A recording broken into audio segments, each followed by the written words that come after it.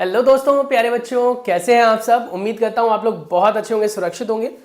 तो आज हम वन शॉट रिवीजन लेने वाले हैं। क्विक रिवीजन है, लास्ट मोमेंट रिवीजन है। आज का ये हमारा चैप्टर नंबर 2 का, यानी कि इस चैप्टर के रिवीजन के बाद आपको खुद में ऐसा एहसास होने लग जाएगा कि यार कुछ तो मुझे आता है। हाँ, मुझे थोड़ा सा आप लोग टाइम देंगे तो मैं आपके साथ पूरा का पूरा वो सब कुछ शेयर करूंगा जो मुझे पता है या फिर जो आपके एग्जाम पॉइंट ऑफ व्यू से इंपॉर्टेंट है। तो चलिए शुरू करते हैं रिवीजन के इस वीडियो को, जिसके अंदर हम acid basis and salts class 10th science English medium को डिस्कस करेंगे। तो कहते हैं क्या कि हम अपने डे टू डे लाइफ में ना बहुत सारे केमिकल रिएक्शंस को देखते हैं।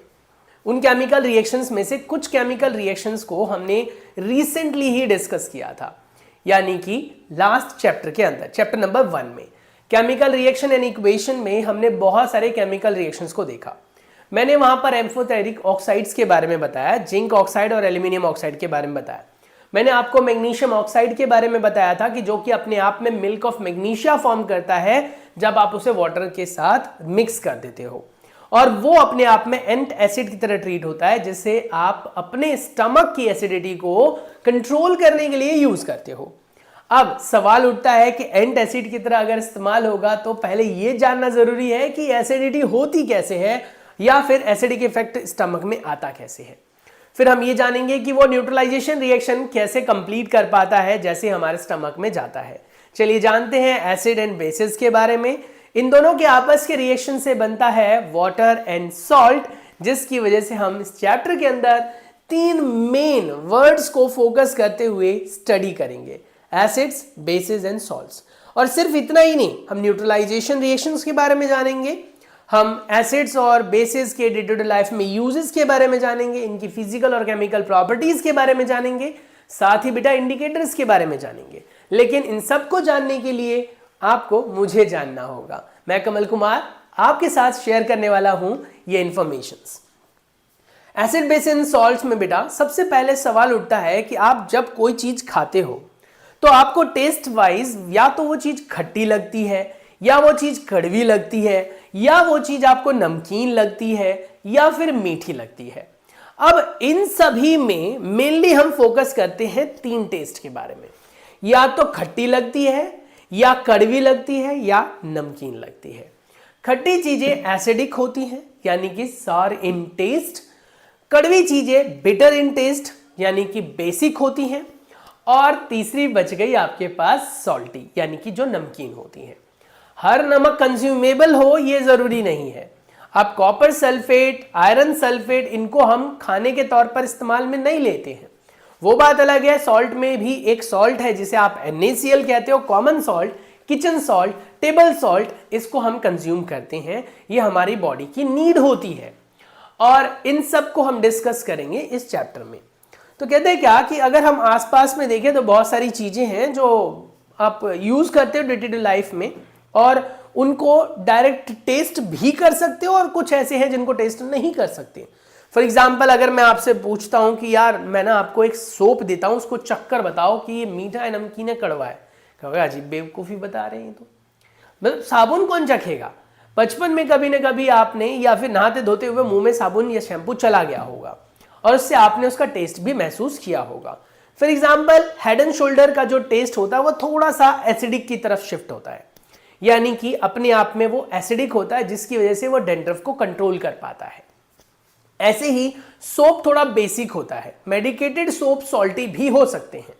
अब इन सबको टेस्ट करके आइडेंटिफाई करें तो जरूरी नहीं है। बहुत सारी चीजें हैं जो कड़वी होती हैं पर उनको आप टेस्ट नहीं कर सकते, रीजन क्योंकि वो डेंजरस हो सकता है आपकी बॉडी के लिए। ऐसी कंडीशन में बेटा, ऐसी स्थिति में हमें जरूरत होती है एक ऐसे केमिकल की जो हमारी हेल्प करे आइडेंटिफाई करने में कि whether it is acidic, basic और न्यूट्रल। और इस चीज के लिए हम यूज करते हैं बेटा इंडिकेटर्स का।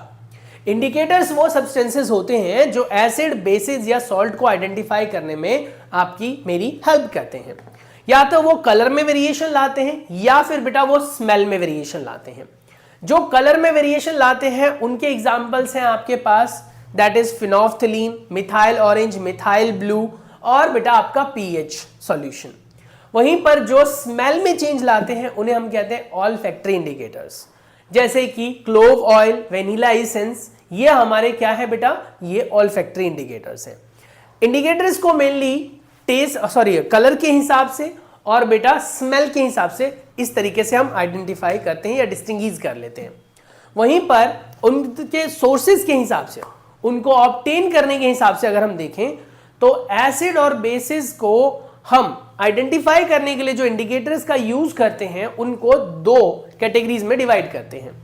पहला आता है आपके पास नेचुरल इंडिकेटर। बेटा नेचुरल इंडिकेटर्स वो इंडिकेटर्स होते हैं जिनका इस्तेमाल हम नेचर से सीधा लेकर कर लेते हैं। They are considered to be as a natural indicator. Second thing जो हमारे पास आ जाती है बेटा वो है आर्टिफिशियल इंडिकेटर्स।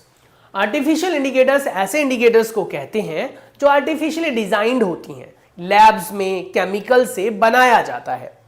आर्टिफिशियल इंडिकेटर्स का सबसे बेस्ट एग्जांपल है बेटा आपका पीएच सॉल्यूशन, और नेचुरल इंडिकेटर का सबसे बेस्ट एग्जांपल है आपका लिटमस। अब कई बच्चे ना लिटमस और पीएच में कंफ्यूज हो जाते हैं। बेटा लिटमस पेपर अलग चीज है, पीएच पेपर अलग चीज है। पीएच पेपर आर्टिफिशियली डिजाइन होता है, लैब में बहुत सारे केमिकल्स को मिलाकर बनाया जाता है। वहीं पर अगर आप लिटमस की बात करें तो वो लाइकेन या लीचेन, कुछ भी पढ़े आप उसे, उस प्लांट को ड्राई करके उसका पाउडर पेस्ट बनाकर बेटा यूज किया जाता है। वो जो लाइकेन होता है वो दो तरीके से इस्तेमाल में आ जाता है, it is of blue colour और रेड कलर। जो एसिड्स होते हैं वो ब्लू टू रेड कन्वर्ट कर देते हैं, ठीक है, लिटमस को, पीएच मत बोल देना, लिटमस को। वहीं पर जो बेसिस होते हैं वो रेड टू ब्लू कर देते हैं। न्यूट्रल का उस पर कोई इफेक्ट नहीं पड़ता। वहीं पर अगर हम पीएच की बात करें तो पीएच बेटा मैनमेड इंडिकेटर होता है जिसका इस्तेमाल एसिड के स्ट्रेंथ को भी देखने के लिए इस्तेमाल में लिया जाता है। एसिड्स और बेसिस को आइडेंटिफाई करने के लिए अगर हम पीएच का इस्तेमाल करते हैं तो उसकी स्ट्रेंथ भी बता सकते हैं। लिटमस का इस्तेमाल करते हैं तो उसकी स्ट्रेंथ को बता पाना थोड़ा सा मुश्किल है, बस हम ये बता सकते हैं कि वो एसिडिक है या बेसिक है। अब कहते हैं कि सिर्फ इतने ही होते हैं, नहीं जी, बहुत सारे हैं।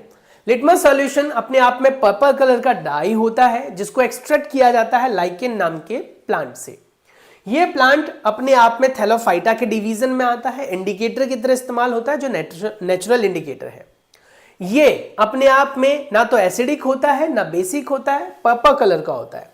There may be other natural materials like red cabbage, turmeric, colored petals of some plants such as hydrangea or petunia or geranium, kind of these plants.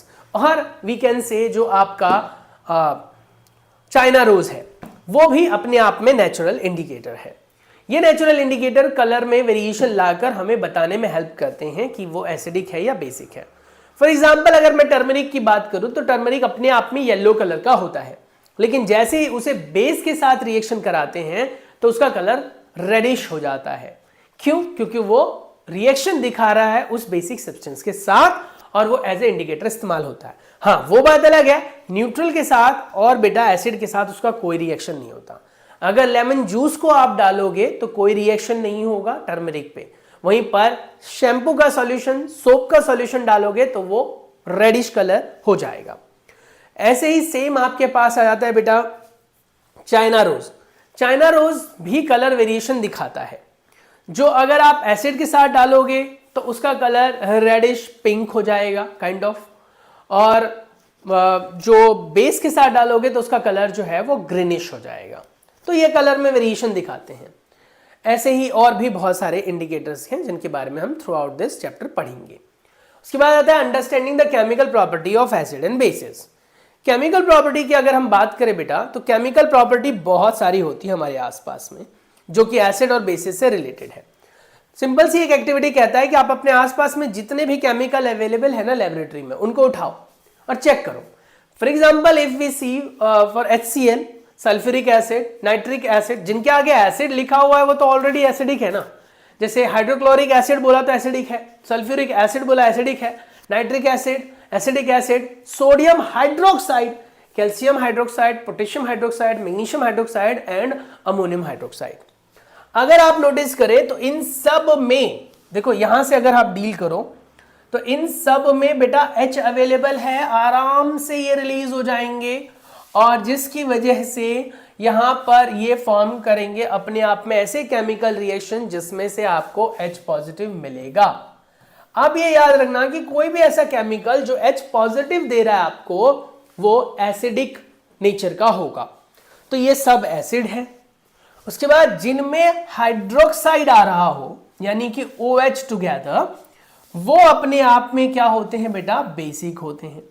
Basic में भी कुछ बहुत ज्यादा बेसिक होते हैं, कुछ माइल्ड बेसिक होते हैं।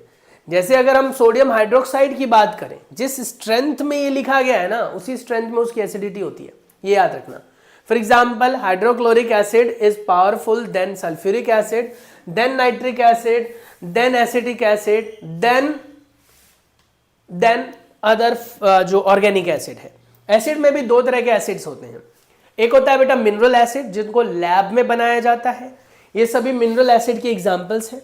दूसरा होता है ऑर्गेनिक एसिड, जिनको आप लैब में नहीं बनाते हो, नेचर से ही मिल जाता है, जैसे tartaric acid, oxalic acid, malic acid, lactic acid. ये सब आपके क्या है, ऑर्गेनिक एसिड्स हैं, यानी कि नेचर में डायरेक्टली मिल जाता है, सब्सटेंसेस से आप निकाल सकते हो। और ये सब आपके पास क्या है बेटा, मिनरल एसिड्स हैं। Now let's move to bases, है ना। बेस की स्ट्रेंथ के हिसाब से भी देखो तो लिखा हुआ है sodium hydroxide, calcium hydroxide, potassium hydroxide, magnesium hydroxide and ammonium hydroxide. All these are basic in nature. इसकी बेसिसिटी सबसे कम है, यानी कि सबसे कम बेसिक नेचर का होगा, ठीक है, और इनकी बेसिसिटी ऊपर वालों की ज्यादा है। अब जो बेस होता है उनमें OH होता है, जो एसिड होता है उनमें H होता है। ये हमें समझ में आ गया। अब कहते हैं कि जी कलर के बारे में बताओ, कलर के बारे में क्या है। ये टेबल होपफुली आप लोगों को स्कूल में बनवाया गया हो, फिल करवाया हो। आप यहाँ पर डिफरेंट डिफरेंट जो केमिकल्स हैं इनको उठा उठाकर यहाँ पर लिख लो। फॉर एग्जाम्पल HCl लिया आपने, HCl को रेड लिटमस सॉल्यूशन में डाला, आपने देखा कि नो कलर चेंज, क्योंकि एसिड रेड लिटमस सॉल्यूशन में कोई रिएक्शन दिखाएगा ही नहीं। तो यहां पर नो कलर चेंज आ जाएगा। ब्लू लिटमस में डाला आपने, अरे यार ब्लू में डाला तो क्या होगा भाई, ब्लू में डाला तो क्या होगा, ब्लू में डालोगे जैसे ही आप उसे तो वो रेड बन जाएगा, तो यहां पर रेड आ जाएगा कलर।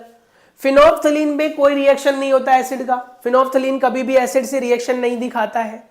हाँ, अगर ये बेस होता, यानी कि अगर मान लो कोई बेसिक ले लेता, for example sodium hydroxide, sodium hydroxide लेता तो यहां रेड लिटमस पे कोई चेंज नहीं आता, नो चेंज।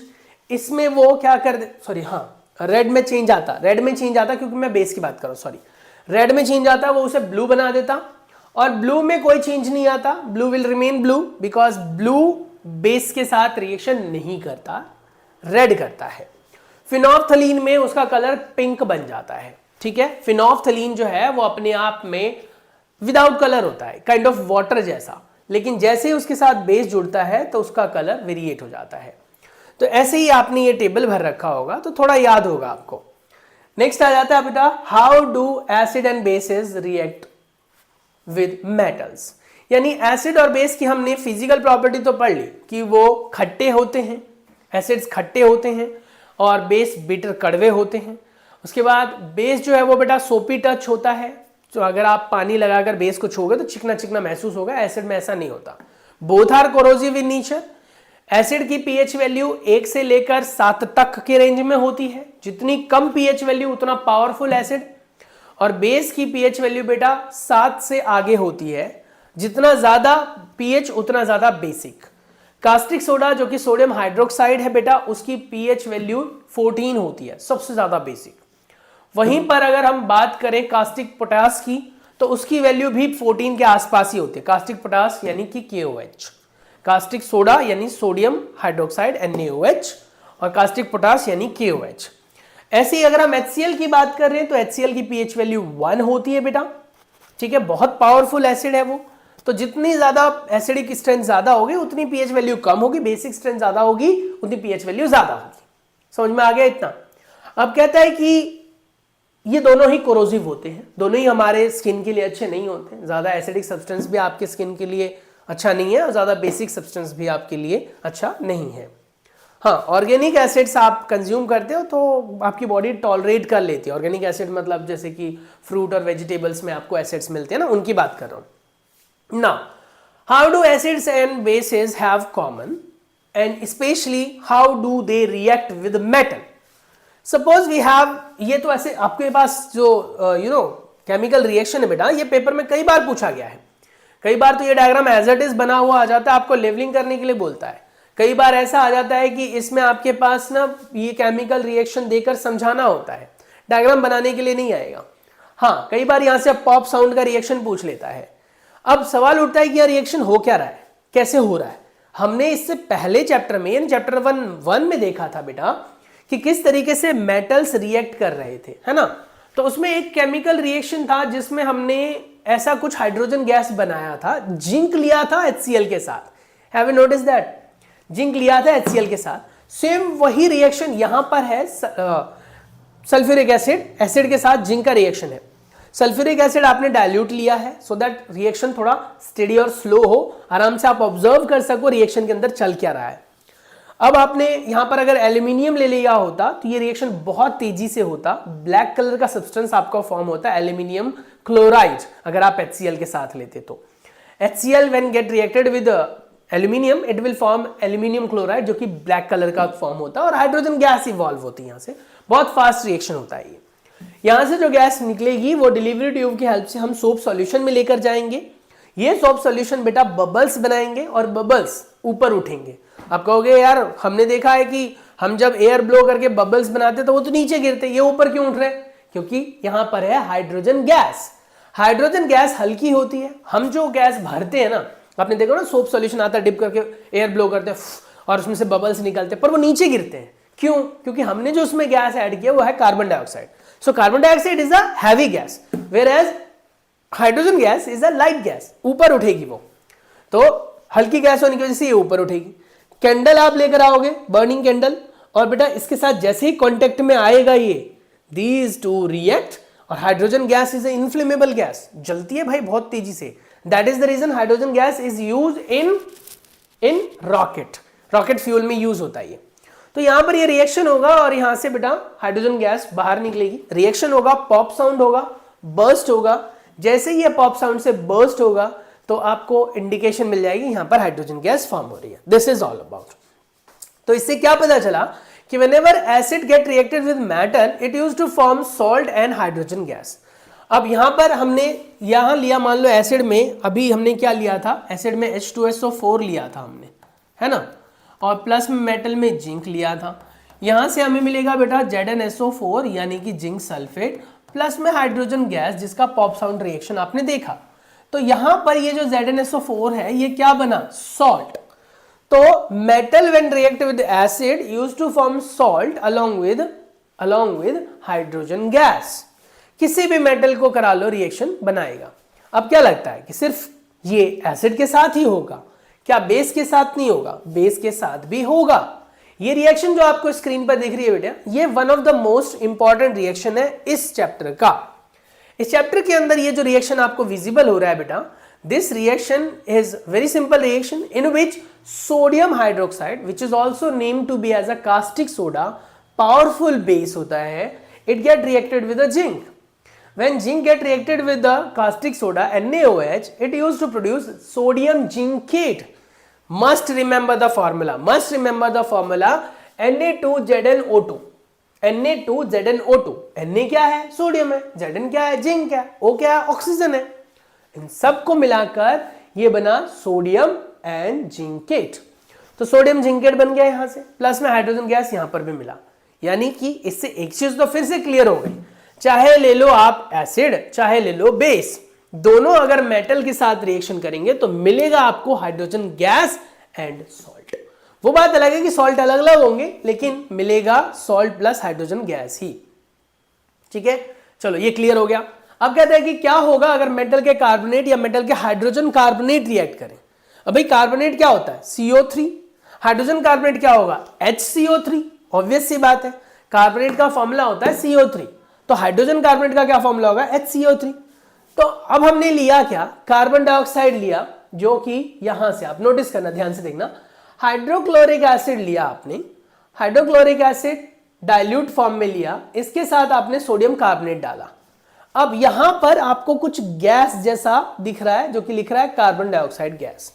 यानी से ये इंडिकेशन दे रहा है कि इस केमिकल रिएक्शन में आपको क्या क्या मिलने वाला है। तो कहता है कि व्हेनेवर सोडियम कार्बोनेट यानी कि Na2CO3, must remember the formula, ठीक है, क्योंकि केमिकल रिएक्शंस में ना आपको जो प्रॉब्लम आती है ना स्पेशली वो केमिकल फॉर्मूले में ही आती है। आपको पता ही नहीं होता केमिकल फॉर्मूला क्या है, तो आप गैस कैसे करोगे कि प्रोडक्ट क्या बन सकता है। तो कुछ चीजें गैस पर भी हो जाती है, लेकिन उसके लिए कुछ बेस तो चाहिए ना आपको। जैसे इसका फॉर्मूला आपको पता होना चाहिए, आपको ये पता होना चाहिए कि एसिड के साथ रिएक्शन करेगा तो भैया आयंस कैसे एक्सचेंज होंगे। एक चीज क्लियर है बेटा, जो जितना इलेक्ट्रोपॉजिटिव एलिमेंट होता है, जैसे sodium is a highly electropositive element, क्योंकि सोडियम आपका फर्स्ट ग्रुप का एलिमेंट है, 1 पॉजिटिव चार्ज बनाता है। क्लोरीन आपका हाईली इलेक्ट्रोनेगेटिव एलिमेंट है, 1 नेगेटिव बनाता है। 1 पॉजिटिव वाला ऑब्वियस सी बात है ना, 1 नेगेटिव वाले के बाद जल्दी भागेगा, भैया जल्दी रिएक्शन कर लो, एक तुम्हें देना है एक मुझे लेना है, लाओ कर लेते रिएक्शन। तो सोडियम कार्बोनेट में से सोडियम निकलेगा और HCl के पास पहुंचेगा। HCl में से जो Cl है वो नेगेटिव चार्ज के साथ होता है, कहता है चलो भाई आपस में रिएक्शन कर लेते हैं, बन गया NaCl which is common salt जो आप लोग कंज्यूम करते हैं। प्लस में मिलेगा वाटर और मिलेगा कार्बन डाइऑक्साइड। तो जब कभी भी मेटल कार्बोनेट एसिड से रिएक्शन करेंगे तो बनेगा salt along with water along with carbon dioxide gas. अब कहोगे सर ये जो ऊपर वाला रिएक्शन था उसमें तो हमने ये पढ़ा कि एसिड्स होते हैं, ठीक है, इसके साथ अगर मेटल जुड़ जाता है, मेटल मान लो लिख दिया, कोई भी हो सकता है, तो बनता है सॉल्ट प्लस में हाइड्रोजन गैस। लेकिन यहां पर आप हाइड्रोजन गैस की जगह वाटर बना रहे हो। अरे यार बहुत सिंपल सी चीज है ना, पहले आपने क्या लिया था, मेटल लिया था ओनली, अब मेटल के साथ ले रहे हो कार्बन डाइऑक्साइड के, सॉरी कार्बन ट्राइऑक्साइड को, यानी CO3 को। अब ये CO3 को अगर हम देखें तो ये टूट जाता है CO2 प्लस O में, CO2 प्लस O में, समझ में आ गया। CO2 आपको यहां मिल गया, CO2 आपको यहां मिल गया, बच गया ये O। तो भैया जो हाइड्रोजन गैस पहले फॉर्म हो रहा था वो वाटर बना लेगा O के साथ जुड़कर, and that is the reason ये बना H2O। तो जो कार्बन डाइऑक्साइड है ना अलग से जो आया, वो एक ऑक्सीजन अलग लेकर गया होगा, तोड़ लिया होगा उसने, और वो हाइड्रोजन के साथ जाकर जुड़ गया। So this is the chemical reaction, जो कि आपका मैकेनिज्म ऐसा है। मैकेनिज्म मतलब होता है how chemicals usually bond with each other, how they use to react with each other. तो मैकेनिज्म ऐसा ही है। अब कहोगे सर अगले वाले में भी प्रोडक्ट तो वही बन रहा है, same NaCl plus H2O plus carbon dioxide. फर्क है, सॉल्ट यहां पर 2 मोल में बन रहा था बेटा, यहां पर सॉल्ट 1 ही मोल में बन रहा है। हाइड्रोजन कार्बोनेट आने से यहां पर 1 ही मोल बनेगा। पहले सोडियम कार्बोनेट का फॉर्मूला था Na2CO3, अब सोडियम हाइड्रोजन कार्बोनेट का फॉर्मूला है NaHCO3, hydrogen carbonate. Keep in mind, ठीक है। ये वाला रिएक्शन हमने पहले भी पढ़ा हुआ है, पहले भी देखा हुआ है। कैल्शियम हाइड्रोक्साइड था, हमने उसमें कार्बन डाइऑक्साइड को ब्लो किया था चैप्टर नंबर 1 में, और हमने देखा कैल्शियम कार्बोनेट बना था जो कि PPT बना देता है व्हाइट कलर का, जिसकी वजह से वो सॉल्यूशन मिल्की दिखने लग जाता है। उसके बाद जब ज्यादा उसके अंदर कार्बन डाइऑक्साइड ब्लो करते हैं तो भैया क्या होता है, फिर वो कैल्शियम हाइड्रोजन कार्बोनेट बना देता है, और फिर से वो दोबारा व्हाइट कलर लूज हो जाता है। वो वहां पर भी मैंने समझाया था, यहाँ पर भी वही है। देखो, whenever calcium carbonate get reacted with water in the presence of excessive carbon dioxide, it used to form calcium hydrogen carbonate, CaHCO3 twice. Keep in mind the formula very important, huh? CaHCO3 twice, 2 बार है ये चीज। और ये क्या लिखा हुआ है, soluble in water, what it means, पानी में घुल जाता है तो दिखेगा नहीं है, पहले आपको दिख रहा था अब नहीं दिखेगा। यही लिखा हुआ है, limestone, chalk, marble are different form of calcium carbonate, all metal carbonate, hydrogen carbonate react with the acid to gives corresponding salt, carbon dioxide and water. So in whole and sole we can say summarise form में, metal carbonate, metal hydrogen carbonate react with acid used to form salt, carbon dioxide and water. समझ में आ गया। हाँ, वो बात अलग है कि ये अमाउंट अलग अलग हो सकते हैं, पर ये बनता ऐसे ही है।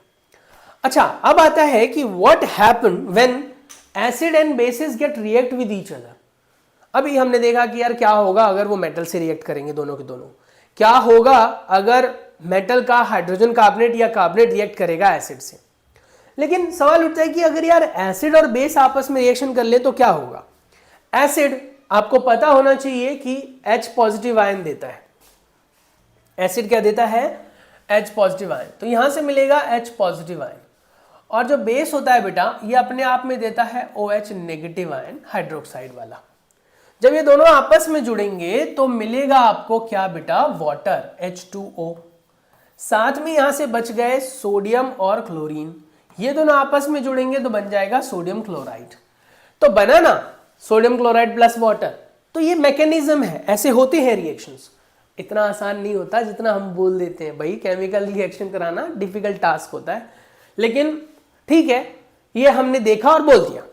अब जनरली होता क्या है कि इससे एक रिजल्ट मिल जाता है। रिजल्ट क्या मिला, what happened when acid get reacted with the base. When acid and bases react together it used to form salt along with the water. तो सॉल्ट और वाटर, अब सवाल उठता है कि ये सॉल्ट सॉल्टी होता है या एसिडिक होता है या बेसिक हो। सर क्या बोल रहे हो, सॉल्ट तो सॉल्टी होगा ना। नहीं भाई, सॉल्ट में बी सॉल्टी और न्यूट्रल प्रॉपरली, सॉल्ट में बी एसिडिक सॉल्ट, सॉल्ट में बी बेसिक सॉल्ट। यानी कि आपके इस केमिकल रिएक्शन में बेटा डिपेंड करता है कि पावर एसिड की ज्यादा थी या बेस की या दोनों की। फॉर एग्जाम्पल अगर मैं इसकी बात करूं तो ये 14 pH के साथ है मैक्सिमम pH, ये 1 pH के साथ है मिनिमम pH। ये अपने आप में पावरफुल एसिड है, ये अपने आप में पावरफुल बेस है। अब भैया लड़ाई हुई और इससे प्रोडक्ट बना, दोनों की स्ट्रेंथ अपने आप में मैक्सिमम थी, इसलिए जो प्रोडक्ट मिलेगा ये बेटा न्यूट्रल होगा। यानी कि ये जो सॉल्ट है ये न्यूट्रल होगा। वाटर तो मिलेगा ही मिलेगा आपको सभी रिएक्शन में, चाहे एसिडिक सॉल्ट मिले चाहे बेसिक या न्यूट्रल सॉल्ट। अब ये न्यूट्रल क्यों बोला मैंने, क्योंकि पावरफुल एसिड पावरफुल बेस के साथ जुड़ रहा है। अगर इसमें से एसिड को मैं पावरफुल कर देता और बेस को मैं वीक बोल देता या वीक ले लेता, तब जो सॉल्ट मिलता बेटा वो एसिडिक सॉल्ट मिलता, क्योंकि स्ट्रेंथ एसिड की वहां पर होती, डोमिनेंसी एसिड दिखाता। वहीं पर अगर बेस ज्यादा पावरफुल ले लिया, एसिड कमजोर ले लिया, तो वहां पर डोमिनेंसी किसकी आ जाती, बेस की। फॉर एग्जाम्पल HCl को रिएक्शन करा देता मैं NH3OH के साथ, यानी कि अमोनियम हाइड्रोक्साइड के साथ। HCl पावरफुल एसिड है, अमोनियम हाइड्रोक्साइड वीक बेस है। रिएक्शन करने के बाद जो आपको सॉल्ट मिलता ना वो आपको कैसा मिलेगा, एसिडिक सॉल्ट मिलेगा। वहीं पर अगर मैं NaOH ले लूं powerful base along with weak acid, such as मैं आपका वीक एसिड में ले लेता हूं एसिडिक एसिड CH3COOH, तो वहां पर जो रिएक्शन के बाद आपको प्रोडक्ट मिलेगा ना सॉल्ट, वो आपका कैसा सॉल्ट होगा बेटा, बेसिक सॉल्ट होगा। ये याद रखना। नेक्स्ट आता है reaction of metal oxide with acid. को ज्यादा समझने की जरूरत नहीं है, दिमाग ज्यादा नहीं लगाना। आपने पढ़ा था यार मेटल ऑक्साइड कैसे होते हैं। Most of the metal oxides are basic in nature except 1 और 2 काइंड ऑफ, है ना, जो आपके सिलेबस में है, जैसे जिंक ऑक्साइड और aluminium oxide. These 2 oxides are अपने आप में एम्फोटेरिक इन नेचर। हाँ, ये दोनों अपने आप में एम्फोटेरिक होते हैं। ये एसिडिक या बेसिक दोनों बिहेवियर्स शो कर सकते हैं, डिपेंड करता है उनके साथ आकर जुड़ कौन रहा है। तो अपने आप में ये दोनों बिहेवियर शो करते हैं, इसलिए ये एम्फोटेरिक है। बाकी के सभी जो है ना मेटल ऑक्साइड्स वो बेसिक होते हैं, नॉन मेटल ऑक्साइड एसिडिक होते हैं। तो अभी हमने पढ़ा ना मेटल ऑक्साइड्स विद एसिड। अरे यार ऊपर तो पढ़ा मेटल ऑक्साइड्स कैसा होता है, बेसिक होता है। ये क्या है, एसिडिक है। तो बेसिक और एसिडिक यानी एसिड एंड बेस, ऊपर वाला reaction neutralisation in which salt and water get form, वही यहां कह रहा है। Metal oxides are basic in nature. Acid react with form together, that is salt and water. So it is also considered to be as a neutralization reaction, है ना। अब balancing कर लो। फिर आता है reaction of non metallic oxide, ठीक है। Next आता है reaction of non metallic oxides with base. Non metallic oxides क्या होते हैं, अब भाई non metal oxides are what, acidic in nature along with base, acid and base which is neutralization reaction same। तो आपको बाय प्रोडक्ट में क्या मिलेगा, वही salt and water. What do all acid and base have common? In all acids and bases have common। Acids और basis में क्या common है, अरे भाई एसिड और बेस में क्या कॉमन होगा बताओ। ये देखो आपने एक चीज नोटिस की, एसिड की अगर मैं बात करूं तो H पॉजिटिव आयन दे रहा है, बेस की बात करो तो H नेगेटिव आयन दे रहा है। आयन तो दोनों ही दे रहे हैं, आयन तो दोनों ही दे रहे हैं। यानी एसिड एंड बेसिस का जब डाइल्यूशन किया जाएगा तब वो आयंस बनाते हैं। अब आयंस जो होते हैं डाइल्यूशन के साथ साथ पर यूनिट ऑफ वॉल्यूम घट जाते हैं। इसको आप कुछ ऐसे याद रख सकते हो जैसे कि नमक को अगर मैं 1 चम्मच नमक को एक ग्लास में डालूं नमकीन लगेगा, 1 चम्मच नमक को एक बाल्टी में डालूं थोड़ा कम नमकीन लगेगा, फील तो आएगा नमक जैसा पर उतना कोई फर्क नहीं पड़ेगा। अब मैंने उसको एक टंकी में डाल दिया 1 चम्मच नमक डाल के, क्या फर्क पड़ेगा उस टंकी के पानी में? आप क्या उसे टेस्ट से आइडेंटिफाई कर पाओगे? शायद ना, शायद बहुत कम। क्यों? क्योंकि पर यूनिट ऑफ वॉल्यूम में जो उसके पार्टिकल्स है ना NaCl के वो कम हो गए, तो टेस्ट बड उसको फील नहीं कर पा रहा है। तो ऐसे ही है बेटा, जैसे जैसे आप एसिड के साथ वाटर मिलाते जाओगे ना, डाइल्यूशन करते जाओगे, एसिड के साथ वाटर मिलाना है या वाटर के साथ एसिड, यहां पर भी सवाल उठता है। तो बेटा हमेशा याद रखना वाटर में एसिड को डाला जाता है, वो भी ड्रॉप वाइज ड्रॉप, ठीक है, स्टायर करते हुए। क्योंकि अगर आप एसिड में वाटर डालोगे हाईली एक्सोथर्मिक रिएक्शन होती है, स्प्लैश आउट हो जाता है, बाहर निकलता है हाई हीट के साथ। इससे आपके चेहरे पर बेटा बर्निंग हो सकती है, आइज जो है कांटेक्ट में आकर खराब हो सकते हैं। इसीलिए keep in mind always we need to add acid to the water, वो भी थोड़ा थोड़ा। समझ में आ गया? तो वही कह रहा है कि यार अगर आप देखो तो डाइल्यूशन करने के साथ जो उसकी कंडक्टिविटी होती है वो कम हो जाती है, डाइल्यूशन के साथ साथ कंडक्टिविटी कम हो जाती है, पर कंडक्टिविटी होती है ना, कंडक्टिविटी होती है। तो all acid and bases are good conductor of electricity but not in dry state. Dry state में नहीं। अब मैं बोलूं भैया ड्राई HCl होता है, ड्राई HCl, कहीं सोचो कि सर क्या बोल रहे हो, ड्राई HCl होता है। ड्राई HCl बेटा एसिडिक बिहेवियर नहीं दिखाएगा। कोई भी एसिड या बेस अपना एसिडिक और बेसिक बिहेवियर तभी दिखाता है बेटा जब उसके साथ वाटर के मॉलिक्यूल्स हो। तो dry acid HCl we can say acidic behaviour नहीं दिखाएगा। अगर आपसे कोई कहता है कि what if we use to splash और we use to provide dry HCl to the litmus solution, तो क्या रिएक्शन होगा, क्या चेंजेस दिखाई देंगे? नहीं भाई, नहीं होंगे।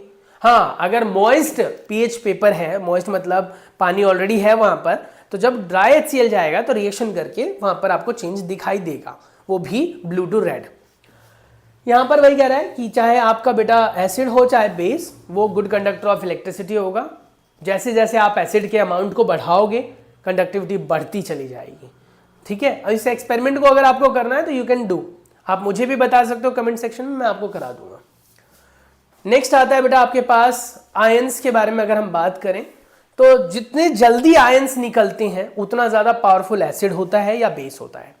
फॉर एग्जाम्पल अगर मैं HCl की बात करूं और CH3COOH की बात करूं तो HCl is more powerful as compare to CH3COOH, क्योंकि CH3COOH में से H आसानी से नहीं निकलता या फिर बहुत धीरे निकलता है, और वहीं पर HCl में बहुत तेजी से और बहुत ज्यादा अमाउंट में निकलता है, कंप्लीट डिसोसिएशन होता है। तो ये याद रखना, कोई भी एसिड ज्यादा एसिडिक तभी होता है जब वो आयंस ज्यादा बनाए और जल्दी बनाए, और बेसिक भी ऐसा ही है, जो ज्यादा बेसिक होंगे वो ज्यादा जल्दी OH नेगेटिव आयन बनाएंगे या फिर ज्यादा अमाउंट में बनाएंगे। तो वही कह रहा है acid contain H positive ion cation and anion such as Cl negative is in HCl is anion, NO3 in HNO3 is anionic, SO4 to negative is anionic, CH3COOH में CH3COO negative is anionic। Cation form में आपका H positive present होता है जो कि acidic behaviour के लिए responsible है। What happened in acid and base we can say in water solution। Water solution में एसिड और बेस के साथ क्या होगा? Whenever we used to combine acid and base with water, it used to form some amount of heat, and this is why we can say these are considered to be as a exothermic reactions। In previous chapter number 1 में हमने discuss किया था बेटा कि exothermic reaction भी type of reaction में आता है जिसमें हीट, लाइट, एनर्जी निकलती है। तो यहाँ पर भी बेटा इन फॉर्म ऑफ एनर्जी जो है वो हीट निकलेगी, और हीट जब बाहर निकल रही है तो एक्सोथर्मिक। तो एसिड एंड वाटर एक्सोथर्मिक होंगे, बेस एंड वाटर एक्सोथर्मिक होंगे, एसिड एंड बेस आपस में वो भी एक्सोथर्मिक होंगे क्योंकि वहां पर भी हीट जनरेट होती है। So now we can see here कि आप कह रहे हैं क्या कि आप बहुत सिंपल सा एक रिएक्शन कराओ। कहते हैं क्या कि ड्रॉपर से H2SO4 को ड्रॉप वाइज ड्रॉप डालना है, वो भी बीकर के वॉल के साथ या टेस्ट ट्यूब के वॉल के साथ। वो इसलिए बेटा क्योंकि अचानक से ठपाक जाएगा, इससे रिएक्शन होगी, फचाक से बाहर आ जाएगा और ठपाक फचाक में हमारा काम खराब हो जाएगा। तो इसीलिए बेटा यहां पर आपको ध्यान रखना है कि रिएक्शन में कॉर्नर से डालना है, धीरे धीरे ऐड होंगे। यहां पर सोडियम क्लोराइड बनेगा जो कि बेस में सेटल होता जाएगा क्रिस्टल के फॉर्म में, और बेटा आप छुओगे तो you will feel the heat को आप महसूस कर सकते हो। तो यही है। बाकी ये कह रहा है क्या कि यहां पर आप देखो, यहां पर एक रिएक्शन है, कहता है मोइस्ट लिटमस पेपर ले लो, यहां से गैस बनेगी, उसको आप नोटिस कर सकते हो कौन सी गैस है।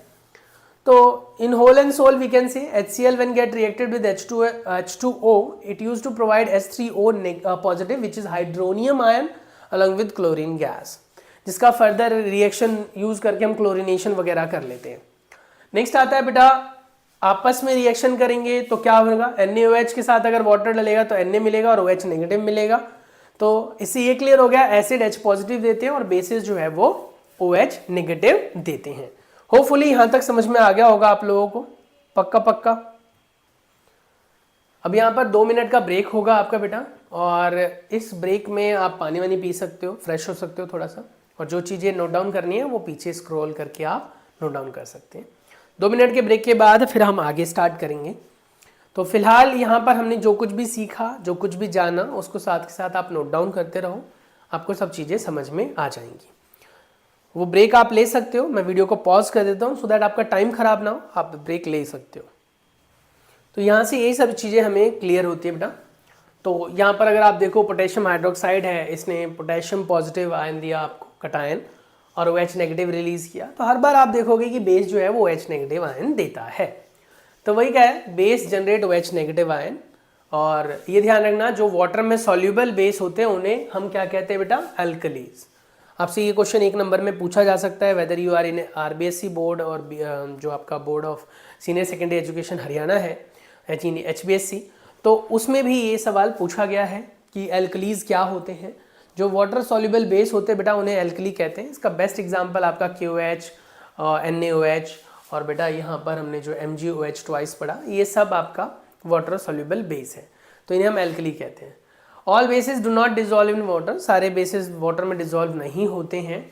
दे are soapy in touch and to better और bitter in taste, we can say corrosive and never taste और टच सच केमिकल्स, क्योंकि ये कोरोसिव होते हैं। उसके बाद कहता है कि acid and bases when combined together it use to form salt along with the water molecules. ये हम डिस्कस कर चुके हैं ऑलरेडी अर्लियर ही कि जो HCl होता है उसमें से आपको H पॉजिटिव मिलेगा, NaOH में से OH नेगेटिव मिलेगा, H पॉजिटिव NaOH में से जो OH नेगेटिव है वो दोनों आपस में जुड़ेंगे, वाटर बन जाएगा। और जो आपका HCl था उसमें से Cl नेगेटिव निकला था और NaOH में से Na पॉजिटिव मिला था, तो Na plus Cl get combined together to form NaCl। तो वही यहाँ पर समझाने की कोशिश कर रहा है। ये जो सिंबल है ये इंडिकेट करता है कि कोरोसिव सब्सटेंस है, हाथ पर गिराओगे हाथ खराब हो जाएंगे, मेटल पर गिराओगे तो मेटल खराब हो जाएगा, सिंबल होता है ये, ठीक है। उसके बाद कह रहा है क्या कि रिएक्शन करते वक्त ये ध्यान रखना है कि कैसे रिएक्शंस हो रहे हैं, थोड़ा सा ध्यान रखना है। Now strong, how strong these acid and bases are. Acid and bases जो होते हैं कितने स्ट्रॉन्ग है, ये डिपेंड करता है कि वो मिनरल एसिड है या फिर बेटा वो अपने आप में ऑर्गेनिक एसिड है। ऑर्गेनिक एसिड तो यूजुअली वीक होते हैं, मिनरल एसिड्स यूजुअली स्ट्रॉन्ग होते हैं। उन मिनरल एसिड में भी कई बहुत ज़्यादा होते हैं और कई जो है वो बहुत कम होते हैं, और उनकी स्ट्रेंथ को आइडेंटिफाई करने के लिए या फिर समझने के लिए हमें लिटमस पेपर की ज़रूरत नहीं होती है, पीएच की ज़रूरत होती है। पीएच सॉल्यूशन आपका एक पीएच सॉल्यूशन बोल सकते हो, पीएच पेपर बोल सकते हो। एक ऐसा पेपर होता है जिसके ऊपर एक स्ट्रिप गिवन होती है और उस पर उसमें अलग अलग कलर्स होते हैं। तो जब आप किसी एसिड या बेस में उस स्ट्रिप को डिप करोगे, यानी कि जो पीस ऑफ पेपर को, जो पीएच पेपर है उसको डिप करोगे, तो उसका कलर बदलेगा। कलर बदलेगा तो आपको जो एक स्ट्रैप दे रखी है ऑलरेडी, उससे आप मैच करोगे कि किधर से मैच हो रहा है। वो जिधर से मैच होगा उसके हिसाब से उसकी पीएच वैल्यू हो जाती है। जितनी ज़्यादा पीएच वैल्यू होगी उतनी ज़्यादा बेसिसिटी है, और जितनी कम पीएच वैल्यू उतनी ज़्यादा एसिडिक इन नेचर है। न्यूट्रल की अगर हम बात करें तो हमारी जो कह सकते हो न्यूट्रल वैल्यू होती है सब्सटेंस की, वो 7 होती है। एक चीज़ याद रखना, हमारा जो बेस ब्लड होता है बेटा, ब्लड, वो हमारा ब्लड बेसिक इन नेचर होता है। हमारा जो माउथ होता है वो एसिडिक इन नेचर होता है। हमारे माउथ की पीएच वैल्यू 5.6 के आसपास हो सकती है, उससे कम नहीं होनी चाहिए, वरना माउथ में जो है बेटा टूथ डीके होना शुरू हो जाता है, स्मेल आने लग जाती है। और वहीं पर ब्लड जो है हमारा बेसिक इन नेचर होता है। Now how strong acid and basis, तो वही कह रहा है कि आप पीएच से आइडेंटिफाई कर सकते हो। पीएच का फुल फॉर्म होता है बेटा पोटेंज। पोटेंज मतलब होता है स्ट्रेंथ। तो पोटेंज जो है वो अपने आप में मीनिंग या दिखाता है या पावर को दिखाता है। पीएच का मतलब हो गया पोटेंस ऑफ हाइड्रोजन, हाइड्रोजन की ताकत कितनी है। हाइड्रोजन की ताकत जितनी ज्यादा होगी, पोटेंस ऑफ हाइड्रोजन की वैल्यू उतनी ज्यादा होगी, तो उसके हिसाब से बेटा उसकी पीएच वैल्यू बढ़ जाती है और कम हो जाती है। बाकी ये मैं आपको ऑलरेडी समझा चुका हूँ। पीएच के स्ट्रैप की जो पीएच वैल्यू होती है बेटा वो 0 से लेकर 14 तक होती है। आपकी जो HCl की वैल्यू होती है वो 0 के आसपास में आती है। मोस्ट ऑफ द टाइम हम डाइल्यूटेड यूज करते हैं, डाइल्यूटेड HCl, तो हम पीएच वैल्यू 1 लेते हैं उसका। मैंने अब तक आपको बताया होगा कि पीएच ऑफ HCl इज 111। वो 1 इसलिए ले रहा था बेटा क्योंकि हमने कॉन्सेंट्रेटेड HCl यूज नहीं किया था। कॉन्सेंट्रेटेड HCl यूज करते हैं तो उसकी वैल्यू और घट जाती है पीएच की। तो 0 से पीएच की स्टार्टिंग होती है और 14 तक होता है, 7 हमारा न्यूट्रल होता है। ठीक है, ये वेरिएशन याद रखना। ऐसे यहाँ पर ये टेबल है जो आपने कभी भरा होगा और याद होगा आपको। सलाइवा खाने से पहला कैसा होता है, खाने के बाद क्या होता है। फिर लेमन जूस अपने आप में एसिडिक है, you know very well. Colourless aerated drink भी अपने आप में एसिडिक ही होता है। कैरेट जूस जो होता है वो अपने आप में क्या है, एसिडिक है। कॉफ़ी एसिडिक है, टोमेटो जूस एसिडिक है, टैप वाटर, वो तो रिएक्शन करके पता चलेगा। ये बेसिक है, ये आपके पास पावरफुल एसिड है। गैस्ट्रिक जूस की बात करें तो उसकी पीएच वैल्यू 1.2 होती है, याद रखना। लेमन जूस की बात करें तो 2.2 होती है। प्योर वाटर की जो होती है वो 7 होती है और ब्लड की जो है वो 7.4 होती है। मिल्क ऑफ मैग्नीशिया 10 होता है। अब आप कहोगे यार यहाँ पर प्योर जो वाटर है उसका भी 7.4 कह रहा है। आपने आप भी रिसेंट में देखा होगा एक ब्लैक वाटर का कॉन्सेप्ट आया था, उसके अंदर यही चीज़ था कि हम जो नॉर्मल पानी पीते हैं हमारे पानी के जो पीएच होता है वो 7 से कम होता है, जो हमारे टैप में आता है, जो कि हमारे लिए बिल्कुल भी मतलब हेल्दी नहीं है, अनहेल्दी है। तो इसीलिए हमें पानी ऐसा पीना चाहिए जो थोड़ा एल्कली हो, अल्कलाइन हो, थोड़ा सा आप कह सकते हो बेसिक हो, हल्का सा। तो उसकी बेसिसिटी 7.4 की होनी चाहिए, उससे ज़्यादा भी नहीं होनी चाहिए। मिल्क ऑफ मैग्नीशिया जिसे आप कहते हैं MgOH ट्वाइस, तो वो आपका 10 pH के साथ आता है। सोडियम हाइड्रोक्साइड 14 pH के साथ आता है। तो ये सारी pH वैल्यू याद रखनी है। Importance of pH in everyday life, everyday life में pH की बहुत बड़ी इंपॉर्टेंस है। तो कहता है क्या कि हमारी बॉडी जो है वो काम करती है 7.0 से लेकर 7.8 pH पर, यानी हमारे अगर ब्लड का pH 7.8 से ऊपर पहुंच गया तो हमारी बॉडी फिर सपोर्ट नहीं करेगी, हमारी बॉडी खराब होनी शुरू हो जाएगी अंदर ही अंदर। लिविंग ऑर्गेनिज्म का ये बहुत ही छोटा सा नैरो रेंज होता है जो आपको याद रखना है। रेन वाटर की बात करें तो उसकी pH वैल्यू 5.6 से लेस होती है, यानी कि वो एसिडिक हो गया। तो अगर वो रेन वाटर हमारे स्किन पर पड़ेगा, हमारे हेयर फॉलिकल्स पर पड़ेंगे बेटा, तो हेयर फॉल होंगे, स्किन रैशेस होंगी और बेटा आंखों में खुजली वगैरह भी शुरू हो जाती है। तो ये सारी चीज़ें आपने ध्यान रखनी है। रिवर वाटर में रहने वाले जो एक्वेटिक ऑर्गेनिजम्स होते हैं बेटा, वो इस पीएच पर सर्वाइव नहीं कर सकते हैं, इसीलिए वो मर जाते हैं। एक्वेटिक लाइफ खतरे में आ जाता है पीएच ऑफ वाटर के बढ़ने से, सॉरी कम होने से, यानी एसिडिक होने से। एसिडिक प्लांट में होते हैं, प्लांट में एसिडिटी होती है बेटा। Atmosphere of Venus is made up by thick white, जो आपके अराउंड में होते हैं, and yellowish cloud sulphuric acid. Do you think life can exist on this planet? अब वीनस जो है वो अपने आप में पता है, ये वीनस कोई ऑर्गेनिज्म नहीं है, वीनस अपने आप में प्लेनेट है। अब प्लेनेट है जिसका थिक वाइट या येलोइश क्लाउड होता है, जो कि अपने आप में सल्फ्यूरिक एसिड का होता है। अब सोच के देखो, सल्फ्यूरिक एसिड का ही एटमॉस्फेयर है वहाँ पर, तो क्या लाइफ पॉसिबल है? भाई हम कह तो रहे हैं कि हमारी बॉडी के अंदर का पीएच 7.4 से 7.8 मैक्सिमम, 7 से लेकर 7.8 मैक्सिमम कह सकते हैं हम, हो सकता है। उससे कम हुआ ना तो भैया गड़बड़ हो जाएगी। तो उसकी तो पीएच वैल्यू बहुत बहुत कम हो गई ना, क्योंकि अपने आप में क्या है ये sulphuric acid. PH of soil की बात करें, सॉइल के पीएच से भी अफेक्ट होता है। आपने बचपन में 7th 8th स्टैंडर्ड में बेटा कुछ ऐसे प्लांट के बारे में पढ़ा था जिसे हम कहते हैं क्या, इंसेक्टिवोरस प्लांट्स, यानी जो इंसेक्ट्स को कंज्यूम करते हैं। अब सवाल उठता है कि अगर हम पिचर प्लांट की बात करें, वीनस फ्लाई ट्रैप की बात करें, तो वो अपने आप में ऐसे क्यों प्लांट है कि इंसेक्ट्स को कंज्यूम करते हैं? बताओ। क्योंकि वो अपना फोटोसिंथेसिस से ना फूड नहीं बना सकते, फोटोसिंथेसिस अपना खाना नहीं बना सकते, क्योंकि उनके वहां पर सॉइल के अंदर एसिडिटी ज्यादा है और इसीलिए वो अपना फूड बाहर से ले लेते हैं, यानी इंसेक्ट से ले लेते हैं। तो यही कहना चाह रहा है कि सॉइल जो है वो अगर एसिडिक या बेसिक होता है तो क्रॉप्स के लिए ठीक बिल्कुल भी नहीं होता। अगर सॉइल एसिडिक है तो आपको बेस मिलाना पड़ेगा अच्छी क्रॉप कल्टीवेशन के लिए, सॉइल अगर बेसिक है तो एसिड मिलाना पड़ता है। PH in our digestive system, आपको भी पता होगा हमारे स्टमक के अंदर HCl जो है वो एसिड पाया जाता है, जिसे आप डाइजेस्टिव जूस भी कहते हैं। वो डाइजेस्टिव जूस की पीएच वैल्यू 1.2 होती है, जो कि बैक्टीरिया वगैरह को मारने के लिए और हमारे फूड को एसिडिक बनाने के लिए यूज में आता है, जिसकी वजह से प्रोटीन डाइजेस्ट हो पाता है। अगर उसकी एसिडिटी ज़्यादा हो जाती है, यानी कि 1.2 से घट जाती है पीएच वैल्यू, तो आपके स्टमक में एसिडिटी हो जाती है, बर्निंग सेंसेशन होती है, पेट में जलन होने लग जाती है और अल्सर वगैरह भी हो सकता है, दाने वगैरह घाव वगैरह भी अंदर हो जाते हैं। इसके लिए फिर हमें मिल्क ऑफ मैग्नीशिया कंज्यूम करना पड़ता है, इनो पाउडर वगैरह पीना पड़ता है, जिससे कि एसिडिटी को कम कर सकें। Now pH change as a cause of tooth decay. आपको पता होगा दांत में कीड़े लग गए, कीड़े लग गए, कीड़े लग गए, कोई कीड़ा नजर नहीं आता जब आप दांतों को देखते हो, बस काला काला स्पॉट नजर आता है। वो इसलिए क्योंकि वहां पर छोटे छोटे बैक्टीरिया है बेटा, जो आपको दिखते तो नहीं है पर वो ग्रो हो रहे हैं। जब आप खाना खाते हो और फूड पार्टिकल्स टीथ के बीच में ट्रैप हो जाता है, फंस जाता है, तो वहां पर बेटा केमिकल रिएक्शन स्टार्ट होता है सलाइवा के साथ और एसिडिक बन जाता है। एसिडिक बनने की वजह से टूथ इनेमल जो होता है, टूथ की जो टॉप लेयर होती है वो खराब हो जाती है, जो कि हमें प्रोटेक्ट करती है बेटा एसिड से, बेस से, या फिर हीट और कह सकते हो कोल्ड से। लेकिन वो खराब होने की वजह से फिर बैक्टीरिया इनर लेयर तक चली जाती है और वहां पर जाकर टूथ के अंदर अपना घर बना लेती है और रिप्रोडक्शन करके वो दांतों को गला सड़ा देती है। लेकिन ये याद रखना, जब पीएच वैल्यू माउथ का 5.5 से नीचे चला जाए, यानी दांत मुंह में खट्टा खट्टा स्वाद आने लग जाए ब्रश ना करने की वजह से, तो समझ लो दांत गिरने वाले हैं। तो इसलिए प्रिकॉशन रखो।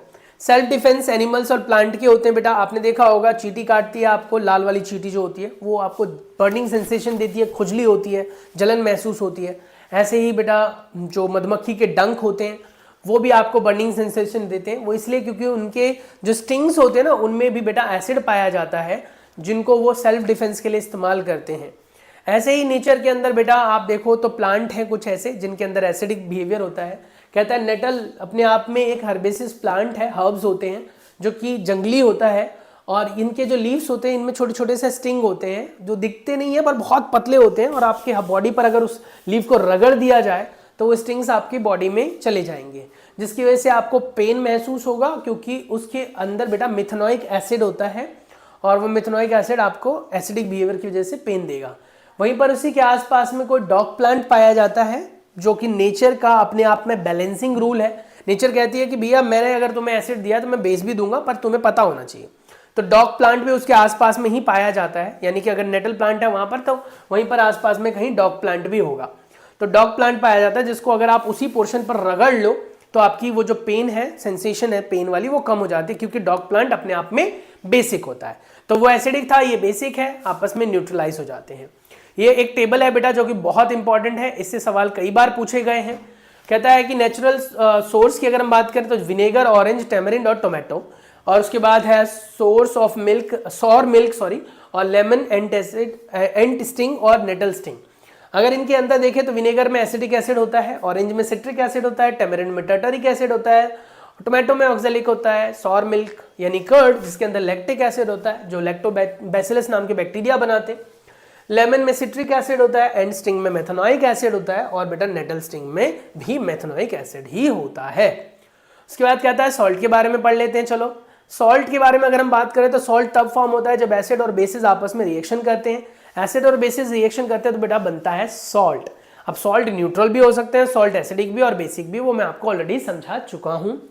सॉल्ट में भी आता है फिर फैमिली ऑफ सॉल्ट। तो फैमिली ऑफ सॉल्ट में बेटा आपके पास आ सकता है sulphate salt, chloride salt, carbonate salt, है ना। तो ऐसे सॉल्ट मिलेंगे। तो जैसे कहते हैं potassium sulphate, sodium sulphate, calcium sulphate, magnesium sulphate, copper sulphate, तो ये सल्फेट सॉल्ट हो गए। उसके बाद sodium chloride, sodium nitrate, nitrate salt हो गया, क्लोराइड सॉल्ट हो गया, सोडियम कार्बोनेट यानी कार्बोनेट सॉल्ट हो गया। उसके बाद अमोनियम क्लोराइड, ये क्लोराइड सॉल्ट हो गया। तो ये डिफरेंट डिफरेंट जो है ना सॉल्ट होते हैं अपने पास। ओके, तो ये चीजें आपको याद रखनी है, chloride salt, carbonate salt, nitrate salt, sulphate salt. ठीक है, आइडेंटिफाई करो इनमें से एसिड और बेसिस को जो कि सॉल्टी है लेकिन एसिड और बेसिक नेचर देते हैं। तो ये कह रहा है क्या कि पॉजिटिव नेगेटिव चार्ज जिनमें सेम सेम से आएंगे, यानी कि जितना पॉजिटिव उतना ही नेगेटिव दिखाई दे। अगर आपको ध्यान से सुनो, जैसे मैंने एक पॉजिटिव वाला आयन देखा, उसके साथ एक नेगेटिव वाला जुड़ा हुआ है और तब वो सॉल्ट बनाया तो वो न्यूट्रल है। फॉर एग्जाम्पल अगर मैं बात करूँ NaCl की बेटा, तो Na में एक पॉजिटिव और Cl में एक नेगेटिव है, ये दोनों जब जुड़े तो न्यूट्रल होगा। Na2 है, SO4 2 नेगेटिव है, ठीक है, तो ये दोनों के दोनों सोडियम सॉल्ट है और न्यूट्रल है। सिमिलरली अगर हम बात करें सोडियम क्लोराइड और पोटेशियम क्लोराइड, ये सेम फैमिली से बिलोंग करते हैं, ये है क्लोराइड सॉल्ट। अब ये जो था वो सोडियम सॉल्ट है। अब चार्ज के हिसाब से देखें अगर हम बेटा, तो जरूरी नहीं होता कि आपका सिर्फ नेगेटिव चार्ज पर ही होगा। इन दोनों में सोडियम सेम है तो सोडियम सॉल्ट कहलाएगा, इन दोनों में क्लोरीन सेम है तो क्लोराइड सॉल्ट कहलाएगा। तो ऐसे ही और भी बहुत सारे सॉल्ट है जिनको आप आइडेंटिफाई कर सकते हो। उसके बाद आता है बेटा केमिकल्स फ्रॉम कॉमन सॉल्ट। आपको दांडी मार्च तो याद ही होगा। दांडी मार्च में आपने नोटिस किया होगा बेटा कि जो गांधी जी थे वो दांडी मार्च पर गए थे, नमक का के लिए आंदोलन हुआ था और नमक का जो है, नमक के ऊपर से जो टैक्स है वो हटाया गया था। तो वही कह रहा है कि have you heard about the Gandhi Dandi March, you have known that the sodium chloride was such an important symbol in a struggle for freedom। Obvious सी बात है, सोडियम क्लोराइड यानी कि कॉमन सॉल्ट होता है और ये कॉमन सॉल्ट बेटा सबके लिए समान होना चाहिए, इस पर कोई टैक्स नहीं होना चाहिए। और कॉमन सॉल्ट नेचर से मिलता है बेटा, हमें इसके लिए कुछ करना नहीं पड़ता, बस एक्सट्रैक्शन होती है। आपको पता होगा समुद्र के अंदर यानी सी जो वाटर होता है उसके अंदर 3.5% तक सॉल्ट होता है। 3.5% मतलब अपने आप में बहुत ज़्यादा हो गया, तो 3.5% तक सॉल्ट होता है जिसको वाटर इवेपोरेट करके ऑब्टेन कर लिया जाता है और उससे फिर बहुत सारी चीज़ें बनती है, जैसे कि आप सोडियम हाइड्रोक्साइड बनाते हो, बेकिंग सोडा बनाते हो, वॉशिंग सोडा बनाते हो, ब्लीचिंग पाउडर बनाते हो। उसके बाद बेटा प्लास्टर ऑफ पेरिस जो है उससे प्लास्टर ऑफ पेरिस बनता है। उसके बाद बेटा जिप्सम का यूज़ किया हमने, उसके बारे में भी जाना। सोडियम हाइड्रोक्साइड क्या होता है आपको पता ही होगा, जिसे आप कास्टिक सोडा कहते हैं, NaOH। NaOH कैसे बनाया जाएगा, तो कहते हैं बहुत आसान तरीका है, सोडियम क्लोराइड ले लो, वाटर को मिक्स कर दो इसमें और मिलाते ही बाय प्रोडक्ट में आपको सोडियम हाइड्रोक्साइड, क्लोरीन और हाइड्रोजन गैस मिलेगा। इसे ये जो रिएक्शन होता है इसे हम क्लोर एल्कली प्रोसेस कहते हैं। ये याद रखना, कई बार पेपर में ये एज इट इज पूछा जाता है, क्लोर एल्कली प्रोसेस को एक्सप्लेन करो, ये पूछा जाता है। तो ये आपको डायग्राम बनाकर बताना होगा या फिर बेटा डायग्राम पहले से बना आएगा, इस प्रोसेस को समझाना होगा। तो जैसे आप देखो, नोटिस करो तो कहाँ कहाँ पर क्या क्या चीज़ें हैं। हमारे पास एक चैम्बर है, जिस चैम्बर के अंदर एक इनलेट है इधर से, एक आउटलेट है यहाँ से बेटा, ठीक है। इनलेट से आप डालते हैं ब्राइन सॉल्यूशन जो कि सैचुरेटेड कॉमन सॉल्ट का सॉल्यूशन होता है, यानी NaCl का सैचुरेटेड सॉल्यूशन होता है, यानी नमक का पानी हम यहाँ से डालते हैं। उसके बाद यहाँ पर एक सेमी परमिएबल मेम्ब्रेन होता है जो कि ये अलाउ करता है कि कौन से आयंस किधर एक्सचेंज होंगे। उसके बाद 2 इलेक्ट्रोड्स होते हैं, इन इलेक्ट्रोड्स को हम कैथोड और एनोड से कनेक्ट करते हैं। हमने पहले भी डिस्कस किया हुआ है कि कैथोड नेगेटिव चार्ज होता है, एनोड हमेशा पॉजिटिव चार्ज होता है। कैथोड पॉजिटिव नहीं होता, ठीक है, कैथोड नेगेटिव होता है, ये याद रखना क्योंकि कई बार ये मिसलीड कर देता है हमें। यहाँ से जब इन दोनों के बीच में रिएक्शन होता है तो एक्चुअली जो नमकीन पानी है उसमें इलेक्ट्रिसिटी जब जाता है तो नमक टूटता है। नमक टूटता है तो Na+ और Cl- बनाता है, याद रख लो, लिख लो, Na+ और Cl- बनाता है। वो Na+ और Cl- इस सॉल्यूशन में घूम रहा है। ऐसे बेटा पानी होता है तो पानी टूटता है तो H+ और OH- बनाता है। तो जो Na+ निकला था वो OH- के साथ जुड़ जाता है तो बन जाता है NaOH, यानी जिसे आप कहते हैं क्या, सोडियम हाइड्रोक्साइड। उसके बाद जो क्लोरीन फ्रीली घूम रहा था वो क्लोरीन यहाँ पर ऊपर उठ जाता है और यहाँ पर आ जाता है। आप कहोगे सर क्लोरीन इधर ही क्यों आया, इधर क्यों नहीं आया। क्लोरीन अपने आप में नेगेटिव गैस है बेटा, नेगेटिव चार्ज होता है, वो पॉजिटिव की साइड में जाएगा, इधर की साइड जाएगा और यहाँ से गैस बन के क्लोरीन गैस निकल जाएगा। हाइड्रोजन गैस यहाँ से बनेगा क्योंकि हाइड्रोजन पॉजिटिव चार्ज बना था, अपने आप में पॉजिटिव चार्ज है तो नेगेटिव की तरफ आएगा, कैथोड की तरफ आएगा, H2 बनकर निकल जाएगा। अगर आप देखो तो क्लोरीन का इस्तेमाल हो रहा है बेटा किस चीज में, वाटर ट्रीटमेंट में, पानी को प्योरीफाई करने के लिए इस्तेमाल होता है। स्विमिंग पूल्स में डिसइंफेक्टेंट के तौर पर यूज होता है। पॉलीविनाइल क्लोराइड यानी PVC बनाया जाता है, डिसइंफेक्टेंट्स, और CFC क्लोरोफ्लोरोकार्बन एंड पेस्टिसाइड्स बनाए जाते हैं। उसके बाद हाइड्रोजन का इस्तेमाल होता है फ्यूल्स के तौर पर। फ्यूल कौन सा, फ्यूल किस में, तो फ्यूल होता है बेटा रॉकेट फ्यूल के तौर पर यूज होता है ये H2 प्लस में। ये याद रखना बेटा H2 का इस्तेमाल किया जाता है बेटा फ्यूल सेल्स में। फ्यूल सेल्स यानी ऐसे बैटरी जिनके अंदर हाइड्रोजन और ऑक्सीजन का इस्तेमाल करके इलेक्ट्रिसिटी बनाई जाती है। अभी सिलेबस में नहीं है पर ये याद रखना फ्यूल सेल। फिर उसके बाद बेटा अमोनिया बनाने के लिए यूज होता है जो कि फर्टिलाइजर के तौर पर यूज होता है। ऐसे फिर बेटा NaOH जो होता है इसको हम डीग्रीसिंग के लिए इस्तेमाल करते हैं। डीग्रीसिंग मतलब जहां पर तेल वाली चीजें होती है ना जो जम जाती हैं उनको क्लीन करने के लिए NaOH का इस्तेमाल किया जाता है। सोप बनाया जाता है, पेपर मेकिंग के लिए यूज होता है, तो आर्टिफिशियल फाइबर्स बनाए जाते हैं। अब आ जाओ ब्लीचिंग पाउडर पर। ब्लीचिंग पाउडर का जो फॉर्मूला होता है बेटा वो होता है CaOCl2। केमिकल नेम है कैल्शियम ऑक्सीक्लोराइड। बनाने का तरीका है कैल्शियम हाइड्रोक्साइड के साथ क्लोरीन गैस को फ्लश कर दो, मिलने के बाद आपको बना देगा H2O। लेकिन इस चीज तक पहुंचने के लिए सबसे पहले आपको क्लोरीन निकालना पड़ेगा, जो कि ऊपर से मिल जाएगा क्लोरएल्कली प्रोसेस से। इसे हम सॉल्वे प्रोसेस भी कहते हैं, ये याद रखना, ठीक है, सॉल्वे प्रोसेस, ठीक है। नेक्स्ट आ जाओ ब्लीचिंग पाउडर के यूज। इसका इस्तेमाल किया जाता है जो कॉटन इंडस्ट्री है उसमें, bleaching of would, paper, pulp वगैरह के लिए। उसके बाद ऑक्सीडाइजिंग एजेंट के तौर पर यूज होता है बेटा। उसके बाद ड्रिंकिंग वाटर को जर्म से हटाने के लिए यूज किया जाता है। उसके बाद बेकिंग सोडा की बात करते हैं। बेकिंग पाउडर नहीं है ये, बेकिंग सोडा है। बेकिंग सोडा हम केमिकली बनाते हैं, बेकिंग पाउडर बनाने के लिए बस उसमें एडिबल एसिड मिलाया जाता है। बेकिंग सोडा बनाने के लिए NaCl लिया था हमने, वाटर के साथ कार्बन डाइऑक्साइड डालोगे in the presence of ammonia. This is one of the most important chemical reaction, याद रखना। How do we get ammonium chloride, ये भी पूछा जा सकता है, तो यहां से कर सकते हो। How do we get sodium hydrogen carbonate which is baking soda, तो वो भी आप निकाल सकते हो यहां से। बेकिंग सोडा एक्चुअली देखा जाए तो बेकिंग सोडा यहां पर देखो लिखा हुआ है ना, the chemical name of this compound is sodium hydrogen carbonate NaHCO3 which is what we call baking soda, ठीक है। उसके बाद जब बेकिंग सोडा को हम हीट करते हैं तो आपने नोटिस किया होगा बेकिंग सोडा डालने पर चीजें फूल जाती हैं। ब्रेड को देख लो, उसमें छेद दिखेंगे। आप कोई भी चीज, बर्गर वाले जो स्टफ्स होते हैं उनको देखो, वो फूला फूला महसूस होता है। केक बनाते तो फूल जाता है, क्यों?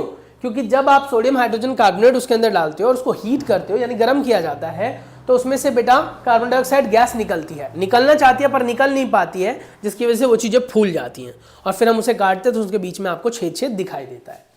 तो ये वो केमिकल रिएक्शन है। बेकिंग सोडा का यूज क्या होगा, you know very well, baking mixtures के लिए यूज होगा। इसके अंदर अगर मान लो बेकिंग पाउडर बनाना है तो इसके अंदर कोई एडिबल एसिड मिला सकते हैं, जैसे आप दही मिला सकते हो, या फिर आप इमली का पानी मिला सकते हो, विनेगर मिला सकते हो, तो बेकिंग पाउडर बन जाएगा। तो बेकिंग सोडा से बेकिंग पाउडर बनाने के लिए उसके अंदर सिर्फ एसिड मिलाना होता है।